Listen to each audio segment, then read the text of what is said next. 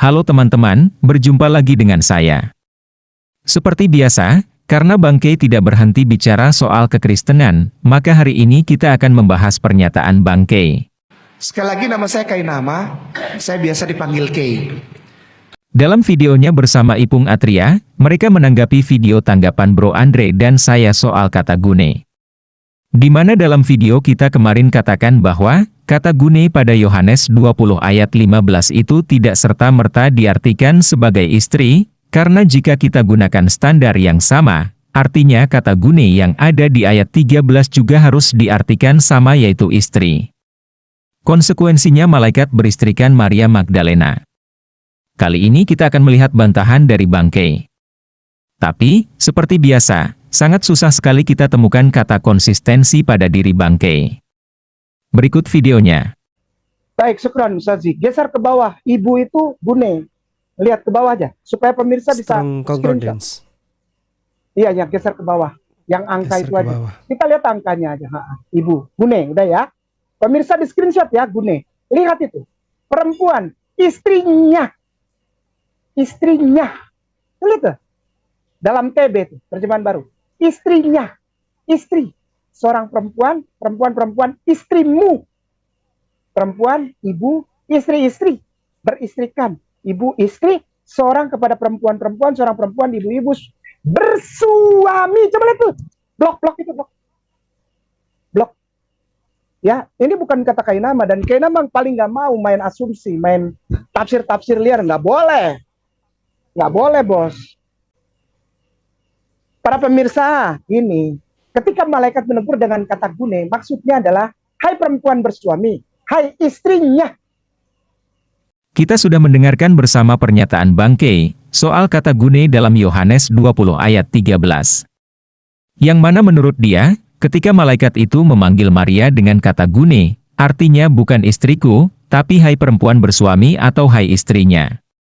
Padahal dalam video sebelumnya, dia katakan bahwa kata gune itu artinya istriku. Istri seorang kepada perempuan-perempuan. Bagaimana mungkin dia panggil perempuan itu gune? Yesus manggilnya gune. Kalau ibu itu bahasa Yunaninya meter, nggak pernah gune. Perempuan bahasa Yunaninya telis. Perempuan bahasa Yunaninya telis. T-H-E-L-Y-S, telis. Ibu meter. Gune my wife. Seperti yang kita sering katakan, bahwa sangat sukar menemukan kata konsistensi dalam diri Bangkei. Padahal dari sini saja kita bisa simpulkan, bahwa kata yang sama memiliki beberapa arti, tergantung konteks ayat tersebut. Kita lanjutkan ke tanggapan dia pada Yohanes 19 ayat 26, di mana dia katakan. Meter ya. Benar nggak? Ketika Yesus melihat meternya, benar nggak? Coba ke bawah. Ya. Ketika Yesus melihat meternya. Nah, kita pakai kata-kata itu. Ya. Nah, di bawahnya lagi, ia berkata kepada meternya. Ya. Itu meter. Oke ya, sudah ya. Baik ya. Gini. Oke ya, sudah ya. Jelas ya pemirsa ya. Pelan-pelan banget nih, pelan-pelan. Aduh, ini sangat jelas sekali. Bible bilang Yesus melihat meternya dan berkata kepada meternya, istriku inilah anakmu. Tuh jawabannya.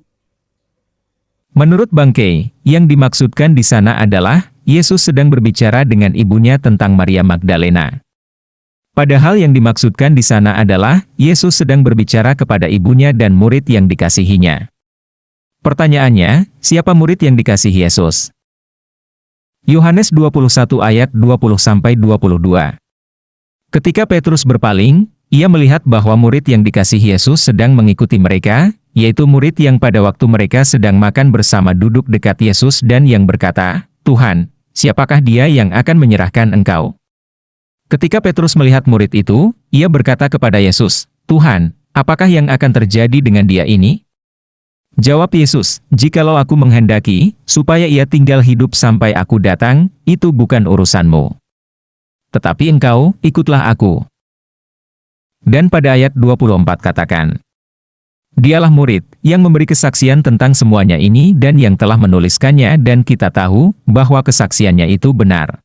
Untuk lebih jelasnya, kita tanya Bangke aja, siapa murid yang paling dikasihi Yesus? Kitab ini ditulis, surat ini, Wahyu ini, atau Revelation ini, ditulis oleh salah seorang Hawariun, pengikut Yesus yang sangat disayangin karena dia tampan. Tampan sekali.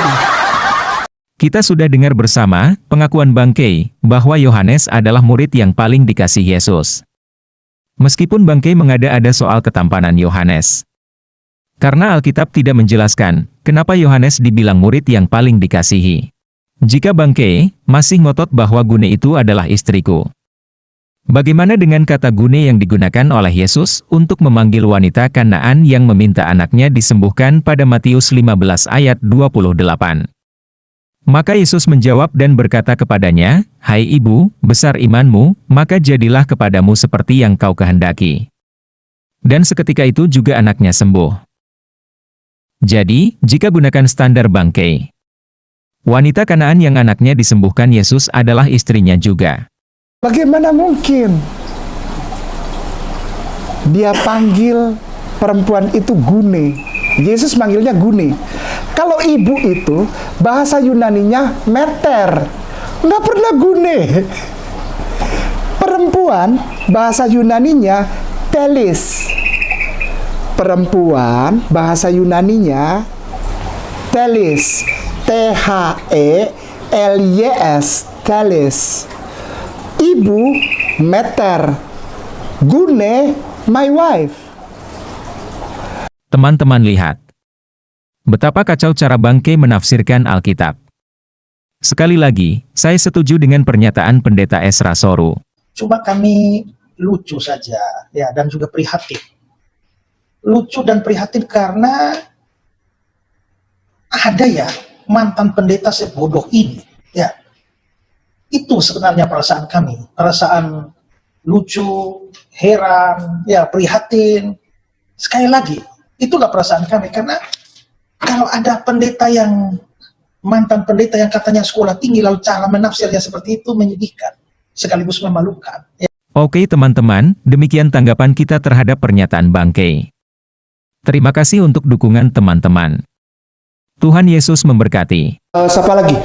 Melatok. Jago itu. Ikutin Melatok. Dunia. Dalam Yohanes 17 ayat 5 ya. Dikatakan, oleh sebab itu ya Bapa, permuliakanlah aku padamu sendiri dengan kemuliaan yang kumiliki di hadiratmu sebelum dunia ada. Nah bayangkan, manusia mana yang lebih tua dari dunia? Si Kainama ini ngawur, makanya kalau dia bilang dia mantan pendeta, pendeta setan dari mana lu? Saya paling darah tinggi orang-orang begini. Karena bodoh dipakai setan, tapi sok berkoar-koar begitu. Jadi, ya memang menurut saya dia tidak mengerti Alkitab. Makanya saya ulang-ulang tanggapi dia, saya bilang, Anda itu mu'alaf kan? Ya sudah belajar Al-Quran. Semakin kau omong Alkitab, nanti semakin banyak orang percaya Yesus. Karena omonganmu itu ngawur dan kami bantah seperti sekarang ini. Jelas itu. Tidak paham apa-apa tentang cara menafsirkan Alkitab. Lalu berkoar-koar bilang, sekolah di Israel lah, kata dia. Melatok. Jago itu. Halo teman-teman, ini ada fitur baru dari YouTube, di mana teman-teman bisa mensupport channel Pil Pahit dengan cara mengklik thanks seperti ini, lalu akan muncul pilihan jumlah nominal yang teman-teman bisa support. Setelah itu kirim, teman-teman bisa mengirim dengan berbagai aplikasi seperti yang ada di layar. Terima kasih untuk dukungan teman-teman.